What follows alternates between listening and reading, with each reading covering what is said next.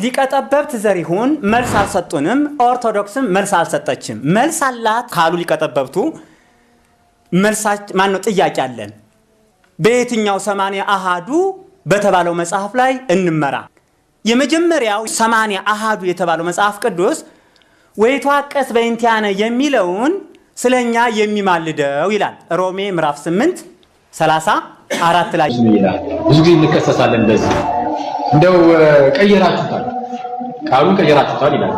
በእኛ ላይ የሚፈርደው አይደለም ቃሉ የሚለው በእኛ ላይ የሚፈርድ አይደለም፣ ስለኛ የሚፈርደው ማለት ታውቁት፣ ስለኛ የሚከራከርልን ማለት ከጠላቶቻችን ጋር ከተዋጊዎቻችን ጋር የሚከራከርልን እና ቀጥታ ቃሏ ግን ከግዕዙ አንፃር ስለተተረጎመች ነው ወይቷቀስ በእንቲአነ ስለሚል በዚህ ዘመን ወጣቱ ከአባቶቹ ጋር ሆኖ ቤተክርስቲያንን ለመታደግ ደፋ ቀና እያለ ይገኛል። የዲላ ከተማ ኦርቶዶክሳውያን እንኳን ደስ ያላቸው። ለፕሮቴስታንቶች የእግር እሳት የሆኑባቸው ወጣቶቹ በአሁኑ ሰዓት በዲላ ከተማ ከትመው ስለ ነገረ ክርስቶስ፣ ስለ ፕሮቴስታንት እምነት የስህተት ጉዞ እያስተማሩ ይገኛሉ። ታጣቸው የምታስታውሱ ከሆነ ቅዱሳን ይማልዳሉ ስንል እነሱ ምን አሉ?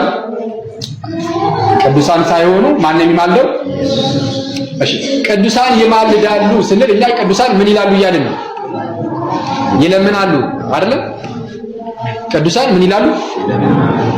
ዘን ፕሮቴስታንቶች መጥተው አይ የሚማልዱት ቅዱሳን ሳይሆኑ ክርስቶስ ነው ካሉ እኛ ቅዱሳን ይማልዳሉ ስንል ይለምናሉ እያልን ነውና የሚለምኑት ቅዱሳን ሳይሆኑ ክርስቶስ ነው የማለት አይነት ኢንቴንሽን ይዞ ስለሚመጣ በዛ ምክንያት ፍጹም ይህንን ትምህርት ስናወግዘው ቆይተናል። ይፈርዳል ብላ ቀየረችው። ቤተክርስቲያኗ የምታምነው ይማልዳል ስለኛ የሚማልደው በሚለው ነበር የምታምነው ቤተክርስቲያኗ። የቤተክርስቲያን ልጆችኛ ይህን ጥያቄ ስናነሳ መጽሐፍ ቅዱስ ቃሉን እንቀይረው፣ ያማልዳልን ይፈርዳል፣ እንደዚህ ሊሆን አይችልም፣ እንደዚህ አድርገው ነው ይህን መጽሐፍ ቅዱስ ያዘጋጁት። ሮሜ 8:34 ላይ ስለኛ የሚያማልደው ይላል አይልም? መጀመሪያ እሱን ነው አምነን የምንነሳው ይላል አይልም? እናንተ ብሊፍ አድርጉ መስክሩ እንጂ አይልም? ንባቡ አለ የለም? ንባቡ አለ። ግን ንባቡ አለ ማለት ንባቡ ራሱ መልእክቱ ነው ማለት ነው። ኦርቶዶክሳውያን እንኳን ደስ ያለን። አባቶቻችን ቆርጠው እየተነሱ ነው። በቤተ ክርስቲያናችን የሚደረጉ አላስፈላጊ ነገሮች፣ ሙስና፣ ቡቦ እንዲሁም የተለያዩ እምነቶችን ማራመድ ለአንዴና ለመጨረሻ ተቆርጠው ሊጣሉ ነው። ጀግና ጎበዝ ቆራጥ ካለ ማስተካከል ይቻላል። ጥሩ አድርጎ ፈትሹ። አሁን ወሰነናል እኮ አሁን እኛ ሙስና ውስጥ ብፁዕ አባታችን ሙስናው መልካም አስተዳደር ችግር በጣም ብዙ ይነሳል። ቤተክርስቲያን የሀገረ ስብከቱ ሊቀ ጳጳስ አቡነ ቶማስ ከቅባት እምነት ጋር በተያዘ ወደ በዓታቸው መጥተው ውሳኔ እስከሚሰጥበት ድረስ እንዲቀመጡ ተነግሯል። በስብከታቸው ተነስተው በጠቅላይ ቤተ ክህነት እንዲቀመጡ ቅዱስ ሲኖዶስ ውሳኔ አስተላለፈ።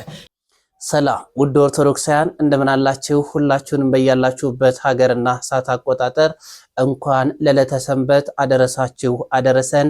ይህ ቪዲዮ ከደረሳችሁ ቪዲዮውን ላይክ፣ ሰብስክራይብ፣ ሼር በማድረግ ለተወዳጅ ክርስቲያናዊት ወንድሞቻችን አድርሱ።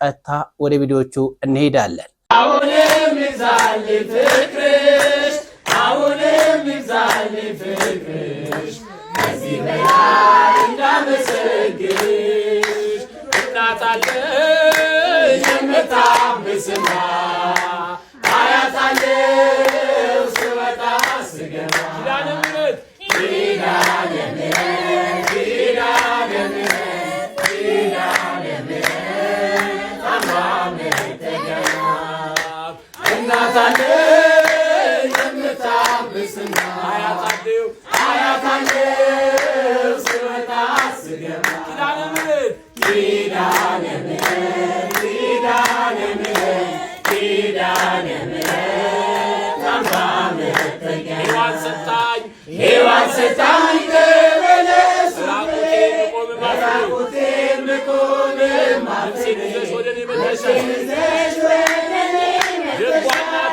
የእናቴ ቤቴን አንቀሻል። ኪዳነ ምሕረት ኪዳነ ምሕረት ኪዳነ ምሕረት አማመተገና እናታለሽ ዝማሬ መላእክት ያሰማልን። እናመሰግናለን። ቤተ ክርስቲያናችን ቆርጣ ተነስታለች። በቤተ ክርስቲያናችን የሚደረጉ አላስፈላጊ ጉዳዮች ማለትም ሙስና፣ ቡቦ፣ ማጭበርበር እንዲሁም በሌሎች እምነቶችንና ከእምነታችን የማይመሳሰል ከኦርቶዶክስ እምነት ጋር የሚጋጩ ድርጊቶችን መፈጸም ለአንዴና ለመጨረሻ ጊዜ ተቆርጦ ሊጣል ነው። የሀገረ ስብከቱ ሊቀ ጳጳስ አቡነ ቶማስ ከቅባት እምነት ጋር በተያያዘ ወደ በዓታቸው መጥተው ውሳኔ እስከሚሰጥበት ድረስ እንዲቀመጡ ተነግሯል። የሆነው እንግዲህ የቅባት እምነት በተለያዩ አካባቢዎች እየተስፋፋ ስለሆነም እንዲሁም አቡነ ዘካርያስ ከዚህ ቀደም ይህን ጉዳይ በጥብቀት ሲሄዱበት እንደነበረና በተደጋጋሚ ለጠቅላይ ቤተ ክህነት ደብዳቤ በማስገባታቸው ሲሆን ጉዳዩ እስኪጣራና አስፈላጊ ውሳኔ እስከሚሰጥበት ድረስ ተመርምሮ እስከሚያልቅ ድረስ ወደ በዓታቸው እንዲመጡ ውሳኔ እንደተላለፈ ተነግሯል። እስኪ እንከታተል። በስብከታቸው ተነስተው በጠቅላይ ቤተ ክህነት እንዲቀመጡ ቅዱስ ሲኖዶስ ውሳኔ አስተላለፈ። ይህም የሆነበት ምክንያት ብፁዕ አቡነ ዘካርያስ የምዕራብ ጎጃም ሀገረ ስብከት አስተዳዳሪ ቅባቶችን ብቻቸውን በመሟገት ለብዙ ዘመናት ሲታገሉ ነበር። ዛሬ ስራቸው ፍሬ ላይ ፈርቷል። አግዙኝ፣ አሁንም ከዚህ በላይ ቤተ ክርስቲያናችንን ማጽዳት እንችላለን። ሆኖም በምስራቅ ጎጃም ብፁዕ አቡነ ቶማስ በሚመራው ሀገረ ስብከት የቅባት እምነቶች በተለይም በቆጋ ኪዳነ ምሕረት ፓትርያርክ ሾመው ጳጳሳት ሾመው በገዛ ቤተ ክርስቲያናችን ውስጥ እየተሰራፉ ይገኛል። ሆኖም ብፁዕ አቡነ ቶማስም መድረክ ላይ ሳይቀር የነሱን እምነት መስበካቸውም የሚታወስ ነገር ነው። ዛሬ ላይም ስራችን ፍሬ አፍርቶ በቅዱስ ሲኖዶስ ውሳኔ መሰረት ሀገረ ስብከታቸውን ለቀው ጠቅላይ ቤተ ክህነት በሚገኘው ማረፊያቸው ልክ እንደ አቡነ ሩፋኤል እንዲቀመጡ ተወስኗል። እግዚአብሔር ይመስገን። እግዚአብሔር ክብሩን ይውሰድ። እግዚአብሔር ቤቱን ያስከብር። እግዚአብሔር ቤቱን ያጽዳ እያላችሁ ኮሜንት ላይ ከዚህ ቀደም ሲመሩት የነበሩት ብፁዕ አቡነ ዘካርያስ በዛ አካባቢ ያለውን የቅባት እምነት እንዴት እየተስፋፋ እንደሆነ ሲታገሉት እንደነበረም ይነገራል። ታዲያ እሳቸው በአሁኑ ሰዓት በስተርጅና ላይ ባሉበት ወቅትም በዛ የሚመሩት ብፁዕ አቡነ ቶማስ በአሁኑ ሰዓት በዛ ያሉት የቅባት እምነቶች የራሳቸው ፓትርያርክ እስከ መሾም ድረስ ደርሰዋል። ታዲያ ይህን ጉዳይ እንግዲህ ቤተ ክህነቱም በስርዓት እየተቆጣጠረው እንደሆነም ይነገራል።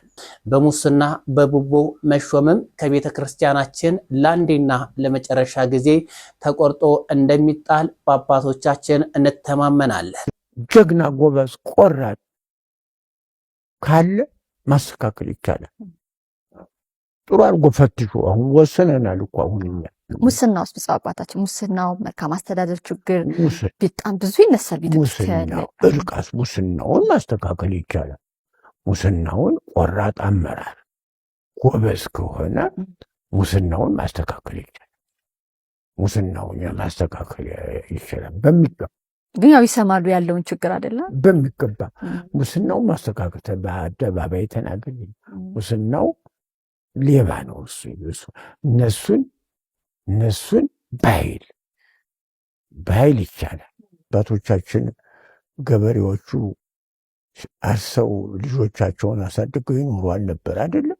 ያውም ራሳቸውን አስከብረው አገር አስከብረው እምነታቸውን አስከብረው ታባቱ። ይሄ የማይኖርበት ምክንያት ለምንድን ነው? ይሄ ሌባው የማይኖርበት ምክንያት ይህን እንኳን የአመራር ሰዎች ታቶ ነው። ድምፅ የተናገርኩት ውሳኔ ከባድ ውሳኔ አድርጎ እንትን ማድረግ ማስተካከል። ይህ ደግሞ ጀግና ጎበዝ ቆራጥ ካለ ማስተካከል ይቻላል። ጥሩ አድርጎ ፈትሹ። አሁን ወሰነናል እኮ አሁን እኛ እሱን እንጠብቃለን። እንግዲህ እነዚያን የሚያደርጉትን እንጠብቃለን። እኛም አባቶቻችንን በማገዝ የሚሰራውን ሙስና የሚሰራውን አላስፈላጊ ጉዳይ ከቤተ ክርስቲያናችን ነቅለን ለማውጣት ሁላችንም ኦርቶዶክሳውያን ታዲያ ከአባቶች ጎን በመሆን መተባበር አለብን። የዲላ ኦርቶዶክሳውያን እንኳን ደስ አላችሁ። በሶሻል ሚዲያ የምናውቃቸው እንዲሁም ለፕሮቴስታንቶች እና ለኢአማንያን የእግር እሳት የሆኑባቸው ወንድሞቻችን በዲላ ከተማ ከትመው እንደዚህ ወጣቱን እያስተማሩት ይገኛሉ። ይህ አጋጣሚ ታዲያ ሁላችሁም እንዳያልፋችሁ ተጠቀሙበት። 16 ፍልሰታን በሙሉ ይቀጥላል እየተባለም ይገኛል። ስለ ነገረ ክርስቶስ፣ ስለ ፕሮቴስታንቲዝም የእምነት ስህተት እነዚህ ወንድሞቻችን እንዲህ አስተምረዋል። እስኪ አብረን እንከታተላቸው። ሊቀ ጠበብት ዘሪሁን መልስ አልሰጡንም፣ ኦርቶዶክስም መልስ አልሰጠችም። መልስ አላት ካሉ ሊቀ ጠበብቱ መልሳችን ማነው? ጥያቄ አለን። በየትኛው 80 አሃዱ በተባለው መጽሐፍ ላይ እንመራ። የመጀመሪያው 80 አሃዱ የተባለው መጽሐፍ ቅዱስ ወይቷቀስ በእንቲአነ የሚለውን ስለኛ የሚማልደው ይላል። ሮሜ ምዕራፍ 8 34 ላይ ያለውን ማለት ነው። ይፈርዳል ብላ ቀየረችው። ቤተ ክርስቲያኗ የምታምነው ይማልዳል ስለኛ የሚማልደው በሚለው ነበር የምታምነው ቤተ ክርስቲያኗ። የቤተ ክርስቲያን ልጆችኛ ይህን ጥያቄ ስናነሳ መጽሐፍ ቅዱስን መደምደም አንችልም። ግን ፕሮቴስታንትን የምንቃወመው ከምን አንጻር ነው ከተባለ አመጣጣቸው ትምህርታቸውን በደንብ አድርገው ያብራሩት። ግን የተወሰነ ለማስረዳት ያህል አመጣጣቸው የምታስታውሱ ከሆነ ቅዱሳን ይማልዳሉ ስንል እነሱ ምን አሉ? ቅዱሳን ሳይሆኑ ማን የሚማልደው? እሺ ቅዱሳን ይማልዳሉ ስንል እኛ ቅዱሳን ምን ይላሉ እያልን ነው? ይለምናሉ አይደለም? ቅዱሳን ምን ይላሉ? ዘን ፕሮቴስታንቶች መጥተው አይ የሚማልዱት ቅዱሳን ሳይሆኑ ክርስቶስ ነው ካሉ እኛ ቅዱሳን ይማልዳሉ ስንል ይለምናሉ እያልን ነውና የሚለምኑት ቅዱሳን ሳይሆኑ ክርስቶስ ነው የማለት አይነት ኢንቴንሽን ይዞ ስለሚመጣ በዛ ምክንያት ፍጹም ይህንን ትምህርት ስናወግዘው ቆይተናል። ልክ የቅዱሳንን ልመና ለእነሱ የሚያደርግ ነገር ስለሚመስል ማለት ነው። አሁን ላይ ግን እኔ እስካየሁት ብዙ ፕሮቴስታንት ወንድሞች አይ እንደው በቃ በመስቀል ላይ አንዴ የሰራው ስራ እናንተ እንደምትሉት ነው እኛም የምንለው። በመስቀል ላይ አንዴ ጌታችን የሰራው ስራ አለ ደጋግሞ አያደርግም በቃ ጨርሷል እንደዛ ብቻ ነው የሚሉም ግን አሉ። ሁሉም ላይሆኑ ይችላሉ። ግን አንዳንዶች ግን እንዲህ ብለው ሲናገሩ ይሰማል። እንደዚያ ብለው ከተናገሩ የኛን ትምህርት የኛን ማብራሪያ እስከያዙ ድረስ ምንም ችግር የለም። የኛን ማብራሪያ የቤተ ክርስቲያንን ማብራሪያ እስከተቀበሉ ድረስ። ከዛ ውጭ ግን የፕሮቴስታንቲዝም መስራች የሆነው ማርቲን ሉተርም እንደሚናገረው ከሆነ ክርስቶስ በአብ ቀኝ ሆኖ አሁንም ድረስ ይለምናል የሚል ትምህርት አለ። ያንን እንቃወማለን። የምንቃወመው ይሄንን ነው። የቱን?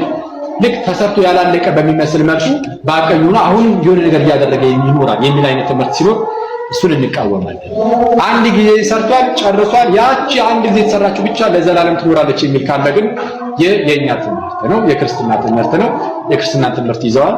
ያን ያህል የሚያከራክር ነገር አይኖርም። ከቅዱሳን ምልጃ ጋር የሚነካካ ነገር አይኖርም ማለት ነው። ምክንያቱም ቅዱሳን አንድ ጊዜ ተሰቅለው ራሳቸውን ቤዛ አድርገው ሰጥተው ለዘላለም በሱ እየታረቅን እንኖራለን ብለን እናውቃለን። ለቅዱሳን እናውቃለን አናውቅም። ስለዚህ ይህ ከቅዱሳን ጋርም የሚነካካ አይሆንም ማለት ነው። ከዛ አንፃር ተመልሶ ይቆም። ምናልባት ተጨማሪ ጥያቄ ካለ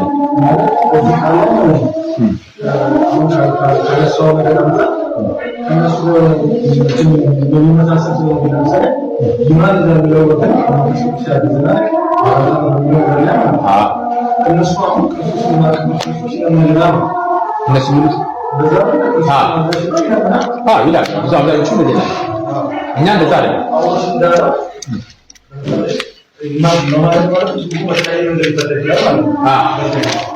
ጥቅም ላይ የሚለው በተለያየ መልኩ ጥቅም ላይ የሚችል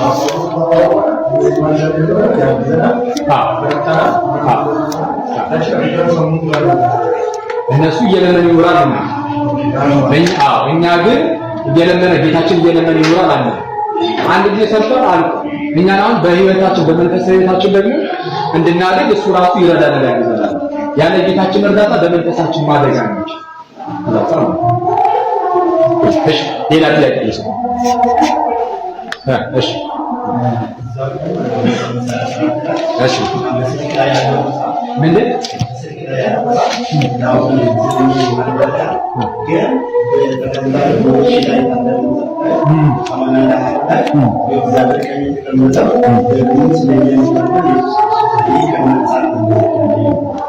እሺ አሁን እንግዲህ የ2000 ትርጉሙ ቀጥታ የሚሄደው ከምን ጋር ተያይዞ ነው? ደግሞም ስለኛ የሚፈርደው ኢየሱስ ክርስቶስ ነው ይላል። ብዙ ጊዜ እንከሰሳለን በዚህ እንደው ቀየራችሁታል፣ ቃሉን ቀየራችሁታል ይላል። ደግሞም ስለኛ የሚማልደው የሚለው ቃል ምንን የሚያመለክት ነው ብያቸዋለሁ? እገዛን አይደል? ስለዚህ ምንም አይነት ተዋቃሽ ቢመጣ ተቃውሞ ቢመጣ ጌታችን ኢየሱስ በእኛ በኩል ሆኖልን ከእነርሱ ጋር ይዋጋልን የለ? ከዛም በእርሱ ደግሞ ድልን ነሳ የለ? በዚህ ሁሉ ግን በወደደን በእርሱ ከአሸናፊዎች እንበልጣለን ነበር አይደል? ስለዚህ ጌታ ተዋጊያችን ነው አይደል? ስለዚህ እነሱን ያሳፍርልናል፣ እኛን ግን ሁሌም ነፃ ያወጣናል፣ ከፍ ከፍ ያደርገናል። ስለኛም የሚፈርደው የሚለው ቃል ከዚህ ጋር የሚሄድ ነው። በነገራችን ምን ማለት ነው?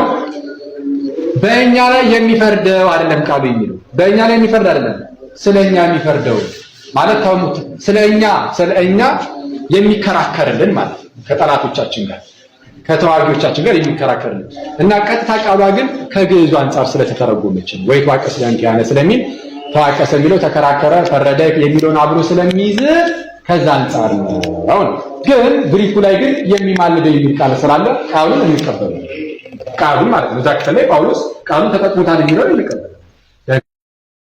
ወደ መበረዝ ገቡ መሪዎች በኩረ ጽሑፉ ይልና ወይም ግሪኩ ስለኛ የሚማልደው ነው የሚለው ይላል፣ የሚፈርደው አይልም። ይህ ማለት ምን ማለት ነው? ጳውሎስ ብዕሩን አንስቶ ሲጽፍ በግሪኩ ምን ብሎ ነው የጻፈው?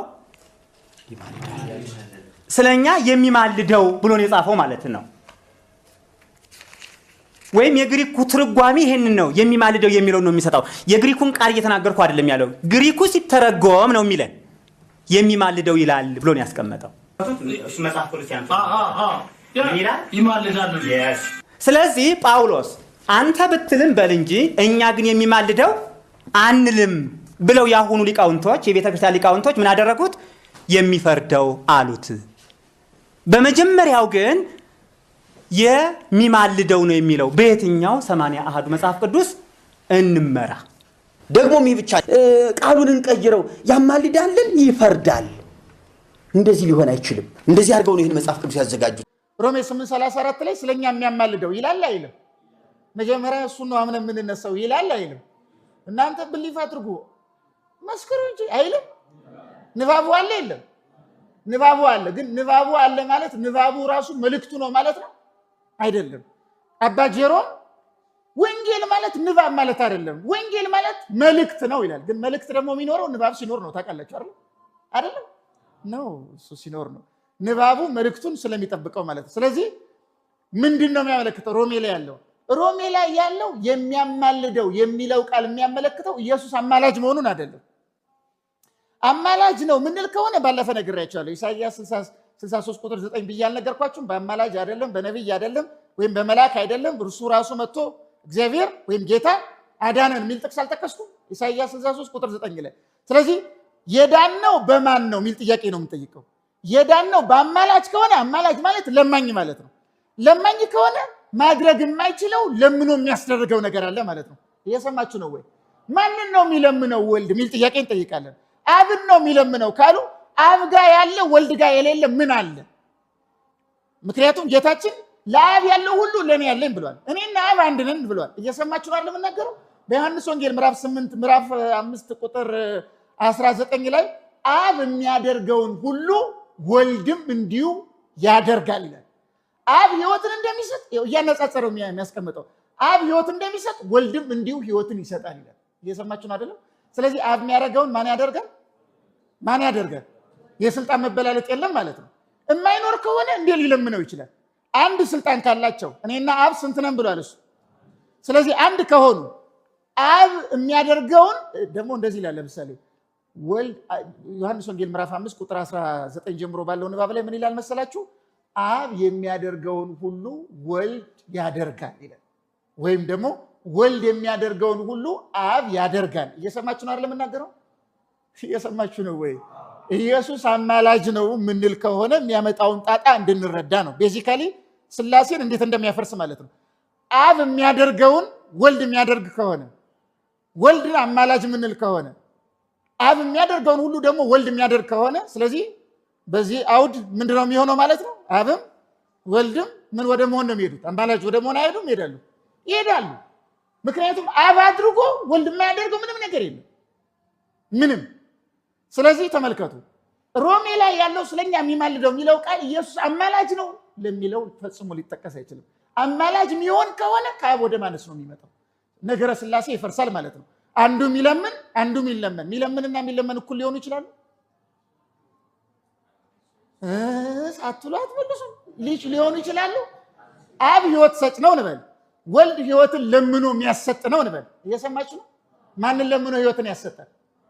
በእነሱ አውድ እነሱ እንደሚለው አብን ለምኖ ሕይወት የሚያሰጥ ከሆነ ሰጪና አሰጪ እኩል ሊሆኑ ይችላሉ? ሊሆን ይችላል።